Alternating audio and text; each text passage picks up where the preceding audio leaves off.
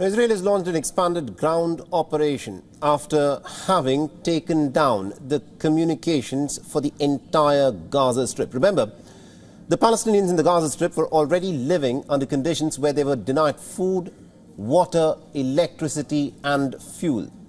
And now in the last 18 hours, what Israel has done is that it has completely blacked out communications. So it's almost impossible to get a first-hand account of what is at this moment happening in the Gaza Strip, as Israel continues with its relentless bombardment of the Palestinian territories from using its air power. And things are getting worse. Now, Israel has again issued an ultimatum to the Palestinians. It is asking the Palestinians to evacuate and flee to the southern part of the Gaza Strip. Attention, citizens of Gaza, listen carefully. This is an urgent military advisory from the Israel Defense Forces. For your immediate safety, we urge all residents of northern Gaza and Gaza City to temporarily relocate south. Let me repeat. We urge all residents of northern Gaza and Gaza City to relocate south immediately. All right, so keep in mind what the Israeli military spokesperson there is saying. He says that this is a relocation that they should do, and he also says that it is temporary. But every time in the past, the track record is that every time the Palestinians have left from a part of the territory, they have never been allowed to step back. And this, of course, is the big fear. Now, the Israeli army's relentless pounding of the Gaza Strip, of course, has resulted in hundreds of buildings getting destroyed in the last 3 weeks of the war. هلقيت كمان انت فيش وسيله اطمئنان بين الاهالي، يعني هلقيت انا بدي اتصل على نسايبي مثلا، نسايبي يتصلوا علي يطمنوا على الاولاد يطمنوا على بنتهم، فيش الوسيله هذه كلها انقطعت. هلقيت احنا هلقيت قاعدين يعني نتفرج الناس بس عباره عن احياء ميتين في الشارع. Israel said that it has killed a top Hamas commander as well as hit 150 targets, including underground tunnels.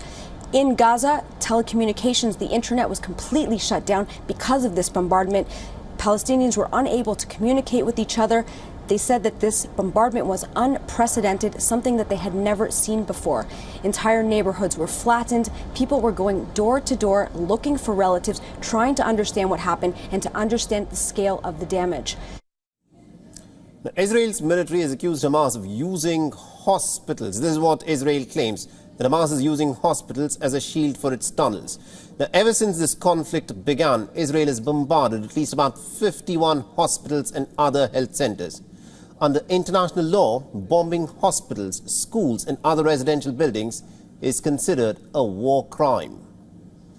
The aid agencies have said that a humanitarian catastrophe is unfolding in Gaza. 2.3 million Gazan civilians are under a state of complete blockade. The health authorities in the Hamas-run enclave have said that more than 7,000 Palestinians have been killed since the 7th of October, and this toll is only rising. And bear in mind, it is predominantly women and children who are bearing the brunt of this Israeli onslaught. 40% of everyone who's been killed is said to be a child.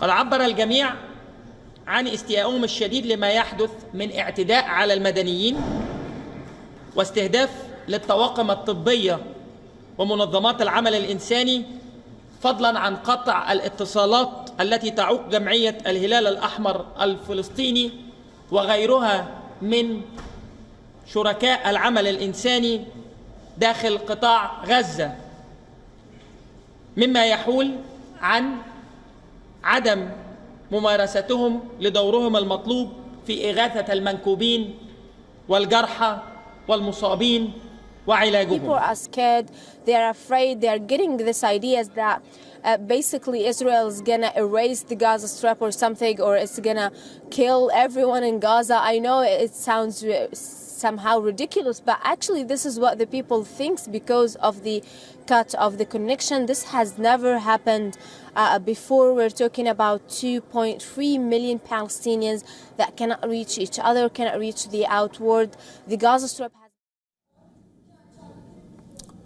Now, Hamas says that it is fighting the Israeli troops in northern Gaza's Beit Hanun area and also in the central east region of Burej.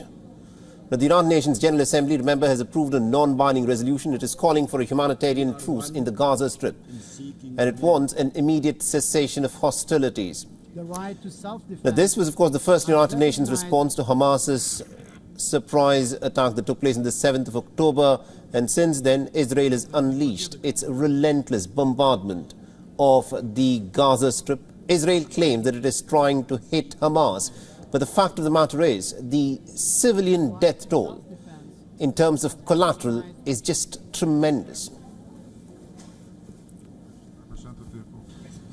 Это не победа какой-либо. All right, now to give us more perspective in terms of what, of course, is happening at this moment, we're being joined by retired Colonel Rich Oughton. He's a senior fellow at the Atlantic Council and he's joining us live from Washington, D.C. Now, Colonel, for the last fortnight, we've been witnessing these small raids that Israel had carried out using its tanks and other armored vehicles.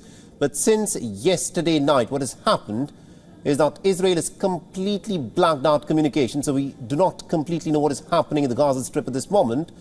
But Israel claims that it has started its ground invasion. Now, tell us a bit about the challenges that Israel is likely to encounter, considering that the northern part of the Gaza Strip is still very densely populated, and this incursion by the Israelis could result in tremendous collateral deaths. Right. Well, it's good to be with you. What you've identified there is, of course, the primary challenge, that in some of the densest and most populated, densely populated areas in the world, one of them, in fact, which is Gaza City and the northern part of the Strip, they are trying to separate out legitimate military targets, as they describe them, in terms of Hamas and Palestinian Islamic Jihad firing units, small squads, leadership targets, and also this tunnel network. And of course, these would be legitimate military targets because they were used in attacks against Israel, so they're right on that point. The question is whether they can separate that out through pinpoint raids with ground forces somewhat better than they've been able to do with the air munitions that they've been using. I think Americans and most of your viewers are concerned at the mounting civilian death toll.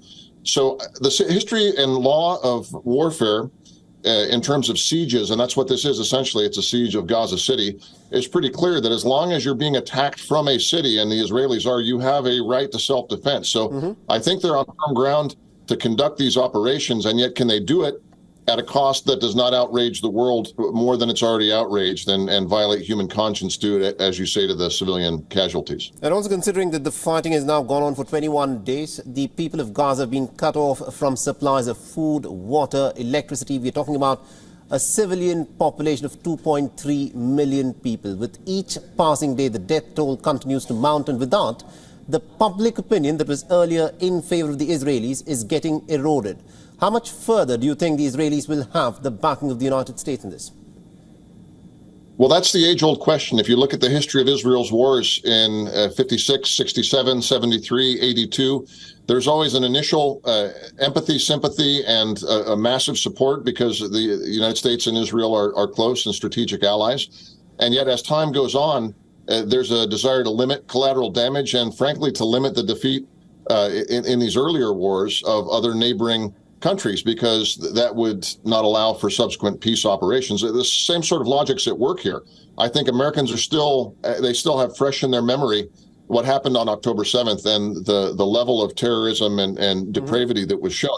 And yet we will be anxious to make sure that the Israelis don't turn that moral high ground into moral low ground, which is what would happen if they continue to produce images of dead Palestinian babies and of the women and children killed. So I want to say that when the Israelis say this is going to go on a very, very long time, I don't think they mean this ground phase of the operation. I think this ground phase of the operation, if it involves going into the urban center of Gaza City and Beit Hanun and some of these other Burej, which you've mentioned, I think we're talking a number of weeks, not a number of months. Right, and my last final question to you is, because Netanyahu is also under a lot of pressure domestically, especially the family members of those who are, at this moment captive with Hamas. They are demanding that the government in Israel, the Netanyahu government, should come forth and be more transparent about how it intends to bring back the hostages.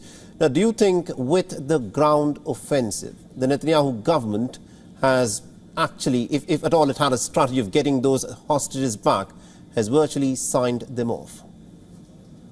Well, it's a good question. I think if you look at the history of previous hostages taken by Hamas, Gilad Shalit and others, they recognized that it was worth holding on to them, frankly, for years and years to ultimately get some of their own people released. I think Hamas has played a long game in this before. So even if there's a ground invasion going on, and even if Hamas loses control of the northern part of the Gaza Strip, I don't think they're going to kill all the hostages. There probably will be some that they will execute and claim that they were killed in Israeli operations to further inflame the anger against Netanyahu and Israel politically. But I don't think with all 222 or whatever the final number was, I don't think that's what's going to happen. They're too valuable for long-term negotiations. So I think you'll see them dispersed and held on to even during and after the ground up. All right, but a quick final follow-up question to you is this. Does Netanyahu actually have a strategy now to talk to Hamas and try secure the release of the hostages? That's not clear. What I do know is that the Israelis, normally not at the level of a prime minister, but their intelligence back channels are always talking to their enemies. So I have no doubt that through either civilian peace activists or through Mossad or both, or Shin, the intelligence agencies, I'm certain that the Israelis are in contact with Hamas. Right. Also through Qatar and Turkey, they have some negotiations going on. So in the Middle East, as you know, it's not fight, then talk. It's fight and talk at the same time. All right. Very interesting. Thank you very much indeed, Colonel Alvin, for joining us and getting us that perspective then. Thank you. WION is now available in your country. Download the app now and get all the news on the move.